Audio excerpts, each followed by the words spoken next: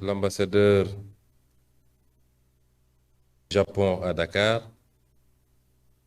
Mesdames et Messieurs les parlementaires, honorables députés, Mesdames et Messieurs les ambassadeurs, amis du Sénégal, distingués invités, Mesdames et Messieurs, Excellence Monsieur l'ambassadeur Akamatsu, c'est avec un réel plaisir que je préside aujourd'hui cette cérémonie de réception de matériel acquis par le Centre national d'action antimil du Sénégal dans le cadre du programme de développement économique et social financé par un don de 460 millions de yens, équivalent environ à 2 milliards de francs CFA de votre gouvernement. Ces machines de dernière génération, les plus performantes actuellement utilisées dans le monde pour la dépollution des terres, en conformité avec les normes de déminage humanitaire, vont assurément apporter un coup d'accélérateur décisif dans le nettoyage de la contamination de la Casamance par les engins explosifs. C'est une contribution importante de votre pays que nous apprécions à sa juste valeur et qui traduit la grande amitié du peuple japonais à notre endroit. En attendant une deuxième livraison d'autres équipements qui seront, eux, utilisés pour la construction d'infrastructures de base dans les localités déminées, vous avez déjà montré d'excellentes dispositions à nous accompagner jusqu'à l'élimination complète de toutes les mines antipersonnelles et restes de guerre de notre région sud.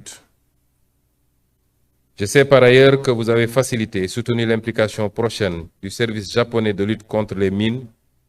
la GEMAS, dans le déminage humanitaire de la Casamance.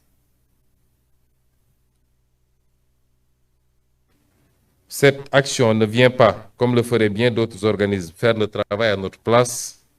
mais plutôt partager ses compétences et son expérience avec nous, renforçant ainsi les capacités de notre expertise nationale dans le déminage de la Casamance. Cette approche est hautement louable. C'est le lieu de signaler que le gouvernement du Sénégal envisage d'acquérir par ses propres moyens budgétaires d'autres appareils du même type pour renforcer les capacités dans le déminage ou l'accélérer même,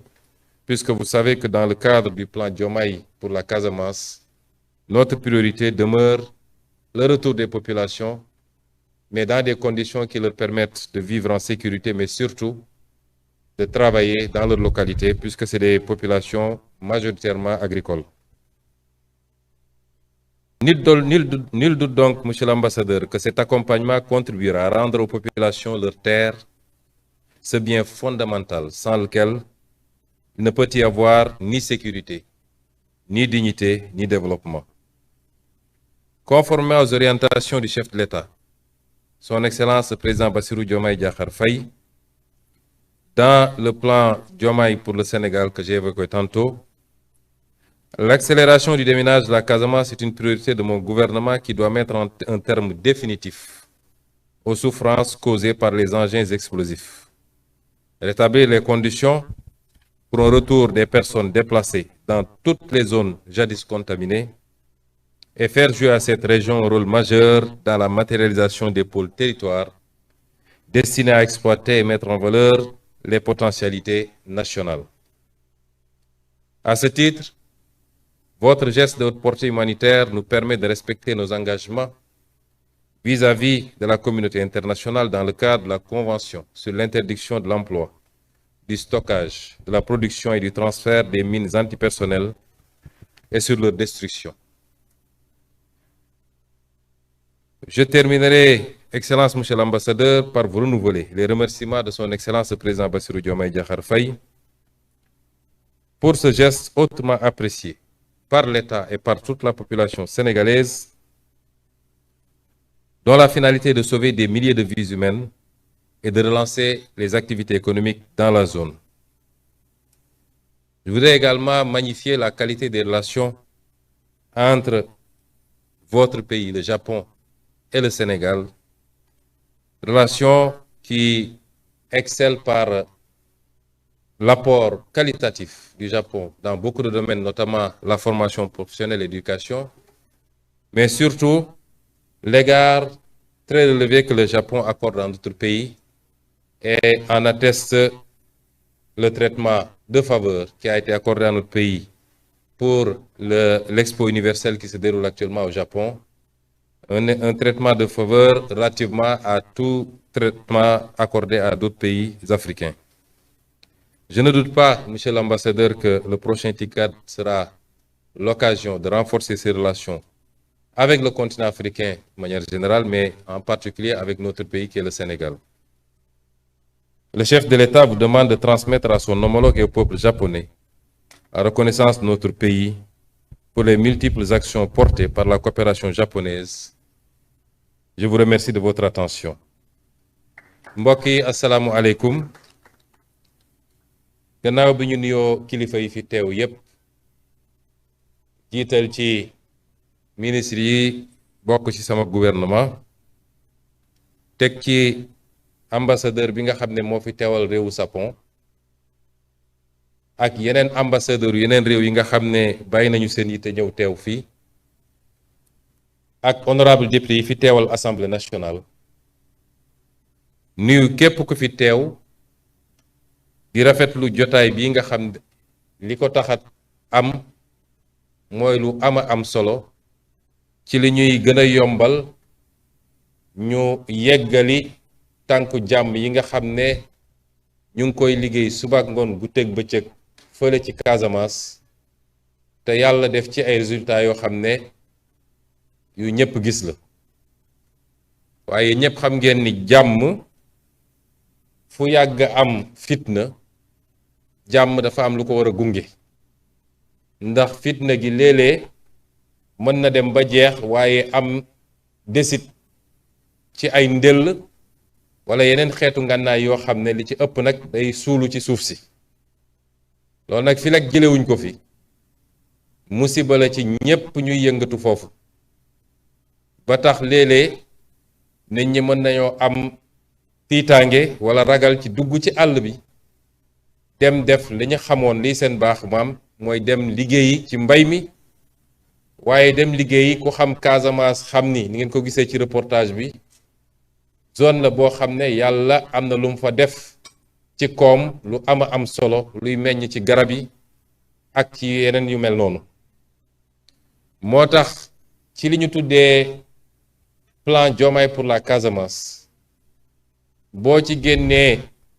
farlu bi nga xam ne ñu ngi koy am pour képp ku jóge woon ci dëkkam ngir fitna gi mën a dellu si ci dëkk boobu, ñu ne loolu mënuñu koo def lu dul teg nañ ci nag kenn ku ne boo dellu see sa dëkk nga am kaaraange gu mat sëkk. kaaraange gi du kaaraange rek maa ngi sama dëkk kenn dalatul sama kaw, waaye kaaraange fexe ba kenn dootul tëb ci ay ndell, mën cee ñàkk bakkan, mën cee ñàkk lenn ci cëram ci yaramam. loolu faw rek responsabilité état Sénégal la. moo tax li ñu dajale tey am solo mooy ndell yooyu comme dafa suulu, léeg-léeg dañ koy dindi ci loxo, mu am ñu formé ci loolu, waaye mu am risque yu bari yu ci nekk. yàlla nag def ci ñi nga xam ne dëkk yi nga xam ne ñoo ñu ëpp xarale ci wàllu woowu, am na ñu ci defar ay jumtukaay yu mel ni ñaari machine yi ngeen gis, nga xam ne dina yombal lool liggéey boobu ba mën a aar population yi, aar ñiy liggéey ci suli ndell yi, aar it suñu armée nationale. moo tax daje bi am solo, ñu ciy gërëm gouvernement Japon mi nga xam ne joxe na ñaari machine yoo xam ne boo ko xaymaa valeur bi mat na 2 milliards ci suñu xaalis, ñu jox ñu ko ci gratuitement pour mu mën a dimbale déminage bi foofu ci Casamance. ñi wax nag ni gouvernement Sénégal ci cadre plan Diomaye pour le Sénégal fas na yéene jëndaat yeneen machine ci kopparu boppam yoo xam ne dina ñëw gën a dooleel lii, parce que lii suñu yéene mooy accélérer, gaawal lépp luy déminage, ndax yéen xam ngeen ni ci li ñuy wax territorialisation des politiques publiques ci 8 pôles de développement yi nga xam ne moom la ñuy taxawal pôle sud bi boole ñetti région yiy Sédhiou Ziguinchor ak Kolda bokk na ci pôle yi ñu gën a am yaakaar ci la fa yàlla def ci koom lii di jóge ci géej lii di jóge ci dex lii di jóge ci àll bi lii di jóge ci suuf si loolu nag pour mu am faw rek ñu yeggali lii ba population yi ngeen xam ne ñi ngi ñibbiseeg doole mun a am dal ak jàmm def seen liggéey kon ñi ngi gërëm gouvernement Japon di ko féliciter di waxaat feddaliwaat Sénégal yépp nii jëflante gi ñuy jëflante gouvernement Japon jëflante gu am solo la goo xam ne am na ndimbal gu bari go yu ci ëpp nag àndul ak fayantu àndul ak bor àndul ak lu ñuy delloo li ci gën a fës mooy centre de formation Sénégal Japon bi nga xam ne mi ngi formé depuis ay ati at ci lu am solo ci li nga xam ne mooy formation professionnelle kon loolu ñu ngi koy fas yéene wéyale gën a dëgëral diggante boobu ndax ni mu ko waxee rek waxoon naa ko bi ma demee Sénégal Japon ñun soxlawuñu ku ñu may jën dañu soxla ku ñu jàngal napp transfert de technologie te wax na ko léegi ci waxtaanam mooy lii bu ñu gis rek aspect déminage waaye dañ ciy former ay nit defar ci ay métiers ba Sénégal dina mun a dem ëllëg jàppale ñeneen ñoo xam ne ci biir Afrique ak feneen ci àdduna am nañu jafe-jafe yu mel noonu kon lii lu am solo la ñuy daaneel ci jottali ngërëmu président de la République mu teg ko ci loxo ambassadeur du Japon mu tegal ñu ko ci loxo président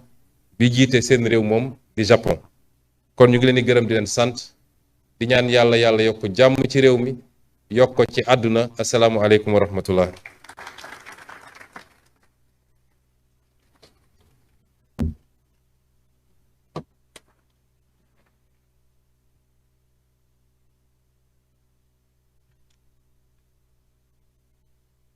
Merci beaucoup, Monsieur le Premier ministre Ousmane Sonko, qui présidait donc cette cérémonie de remise officielle de clés d'engins anti-déminage offerts par le Japon au Sénégal. Ceci marque donc la fin de cette petite